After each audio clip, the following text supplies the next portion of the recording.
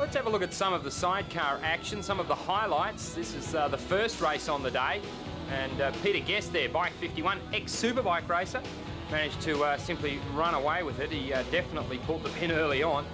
Variety of machinery. Well, there's an amazing array of engines and chassis out in this one, Dennis.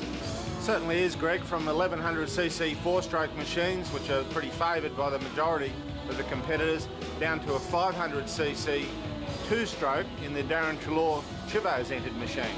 Now, I suppose really the chassis are where it's at as far as handling goes. The LCRs, as our man Guest crosses the line, the LCRs are from Switzerland. They are the latest piece of equipment. Peter Guest, Scott Deslanders, Darren Trelaw and Timmy Newson grabbing second place. Here we are now for race 2, and doesn't that look a treat, the Tucker Time machine.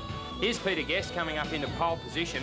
As we said, ex-superbike racer, really loves his sidecar racing, seems to be super relaxed around the bits these days. There's, again, a good example of the 1100s just pull on by the two-strokes off the line. And in Australia, the races really aren't long enough for the little two-strokes to show what they can do. But this is Peter Guest and Scott Deslanders, and they're heading the field up through the S's. You know, the interesting thing is, look at the speed of this thing down the back straight. The interesting thing with sidecars is quite often they in fact lap faster than the solos, especially at a tight circuit. They are virtually unbeatable when it comes to lap times. Plenty of action now as second place here, finding a bit of pressure on them there. In fact, bike 84, that's Darren Trelaw's machine. It looks a treat and it goes very, very hard. There it is there on screen. Have a look at this.